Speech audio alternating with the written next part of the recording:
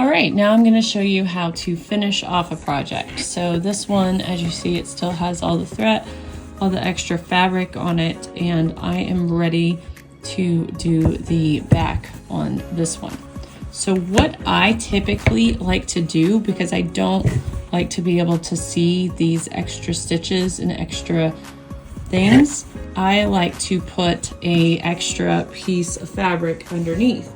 So what I usually like to do is this usually is the best fabric to use. It's just a felt, and then you can't see anything through it.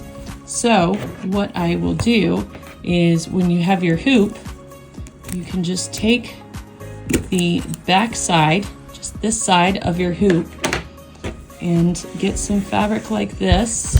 It doesn't really matter if it's straight or not. And you're gonna trace out a circle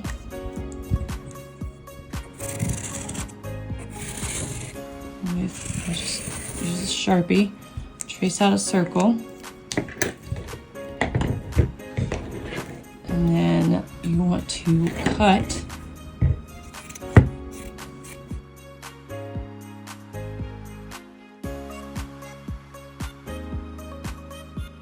so that when your piece goes in, it doesn't show through. So now I can just put that there, and then you don't see any of the extra threads that went through when I did the M and the E. I just went straight from the M to the E, and you can't see them at all.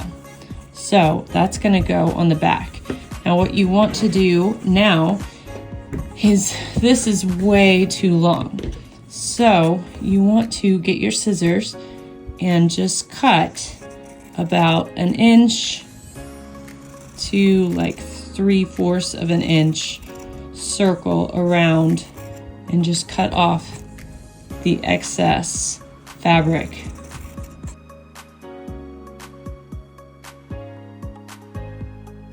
To the end, and then you're just gonna trash your extra fabric. So now we're just gonna work on the back. So we're just gonna put this, make sure that this is nicely in place. And now we are going to do the running stitch. So you can get any color. If you have one of my kits, I provided white thread, but you just wanna make sure you have enough thread to go all the way around your hoop and some.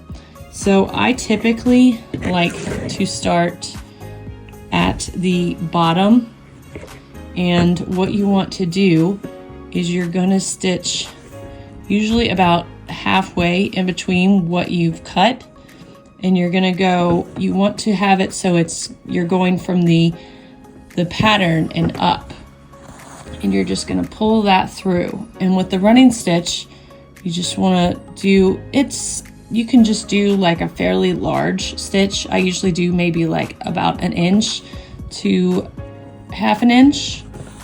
And then I'm just gonna pull that through. And you wanna make sure there's still, like I tied a knot so it wouldn't go through, but you wanna make sure that there's space here. And now what you're gonna do is you're gonna come back through, but you wanna leave about the same amount of space of a stitch through there. And then you're gonna just lightly pull through, and then you're going to easily just do this all the way around your hoop. And this is what you would call the running stitch.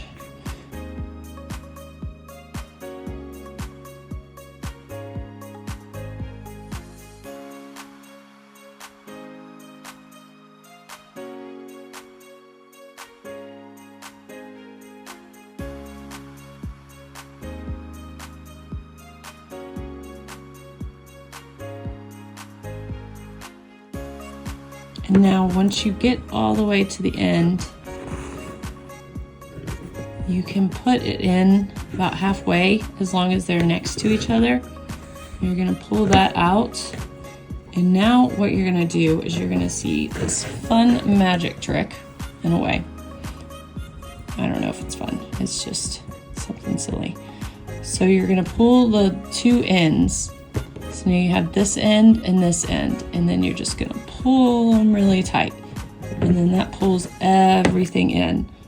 And then you're just gonna tie a knot off on the ends here. I'll just do a double knot. And then that would complete your work. And then typically, sometimes for me, what I do after this is I will get a piece of scrapbook paper and paint another circle and then hot glue that on the wood over it. But you don't have to do that.